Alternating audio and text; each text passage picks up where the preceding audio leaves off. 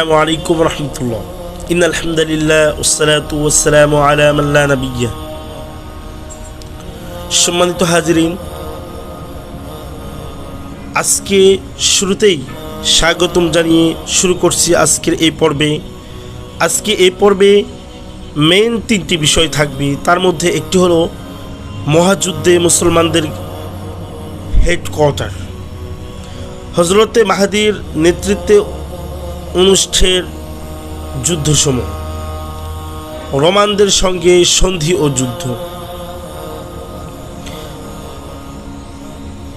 আশা করি আজকের এই বিষয়গুলো আপনাদের কাছে ভালো লাগবে। অবশ্যই চ্যানেলটি সাবস্ক্রাইব করে লাইক এবং কমেন্ট এবং শেয়ার করে সবসময় সাথে থাকবেন ইনশাল্লাহ।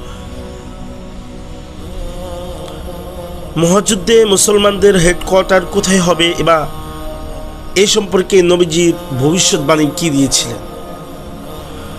হযরতে আবু দারদা রাদিয়াল্লাহু তাআলা আনহু থেকে বর্ণিত, আল্লাহ রাসূল সাল্লাল্লাহু আলাইহি ওয়াসাল্লাম বলেছেন, মহাযুদ্ধের সময় মুসলমানদের তাঁবু অর্থাৎ ফিল্ড হেডকোয়ার্টার হবে শামের সর্বোন্নত নগরী দামেস্কের সন্নিকস্থ আল গুতা নামক স্থানে। আল গুতা শামের রাজধানী দামেস্ক থেকে পূর্বে প্রায় 8.5 কিলোমিটার দূরে অবস্থিত একটি অঞ্চল। এলাকার মৌসুম সাধারণত উষ্ণ থাকে।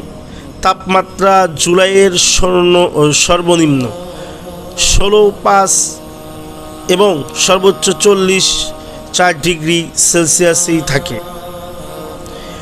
জানুয়ারিতে থাকে সর্বনিম্ন 9 থেকে 16 ডিগ্রি। এখানে পর্যাপ্ত পরিমাণ পানি ও গাছ ইত্যাদি বিদ্যমান রয়েছে। এখন যে বিষয়টি বলবো সেটা হলো হজরত মাহাদির নেতৃত্বে অনুষ্ঠিত যুদ্ধসমূহ। হজরত মাহাদির আমলে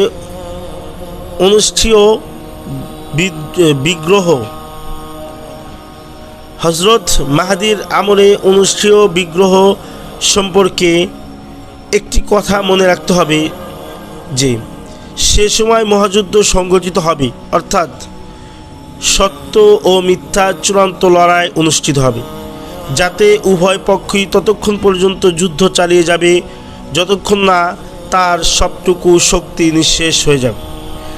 সামান্য শক্তিও অবশিষ্ট থাকা পর্যন্ত কোনো পক্ষ পিছপা হবে না। কাজেই এই মহাযুদ্ধ হবে বড় বড় কয়েকটি যুদ্ধের সমষ্টি। তাছাড়া এই যুদ্ধ শুধু হজরত মাহাদির অঞ্চলে পর্যন্ত সীমাবদ্ধ থাকবে না, বরং এই যুদ্ধ একই সময়ে একাধিক অঙ্গনে লড়াই হবে। তার মধ্যে একটি অঙ্গন হবে সেটি যাতে হজরত মাহাদির স্বয়ং সেনাপতির করবেন। অপর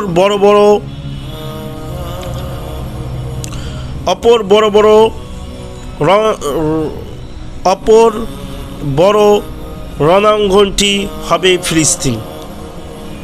তৃতীয় হবে ইরাক, যাকে হাদিসে ফেরাত তীরের যুদ্ধ নামেও অতিবাহিত করা হয়েছে।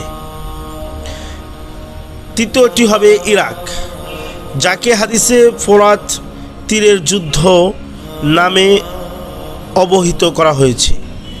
আরেক বৃহত্তর রণাঙ্গনটি হবে ভারত উপমহাদেশে। এছাড়াও আরও একাধিক ছোট ছোট রণাঙ্গন তৈরি হতে পারে। তৃতীয় আরেকটি বিষয় হলো সেটা হলো রোমানদের সঙ্গে সন্ধি ও যুদ্ধ।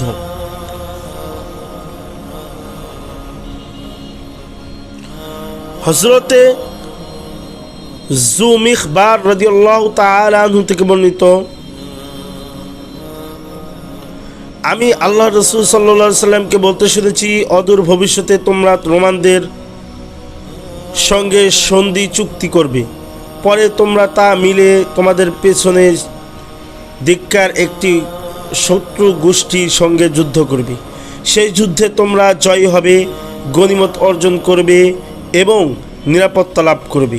অবশেষে তোমরা ফিরে এসে একটি উঁচু সবুজ শ্যামল ভূখণ্ডে অবস্থান করবে। তখন এক খ্রিস্টান ব্যক্তি ক্রুশ উঁচিয়ে ধরে বলবে, ক্রুশ জয় হয়ে গেছে। ফলে মুসলমানদের এক ব্যক্তি তাতে ক্ষুব্ধ হয়ে ক্রুশটিকে ভেঙে ফেলবে। এই ঘটনার সূত্র ধরে রোমানরা বিশ্বাসঘাতকতা করবে এবং যুদ্ধের জন্য প্রস্তুত হয়ে যাবে।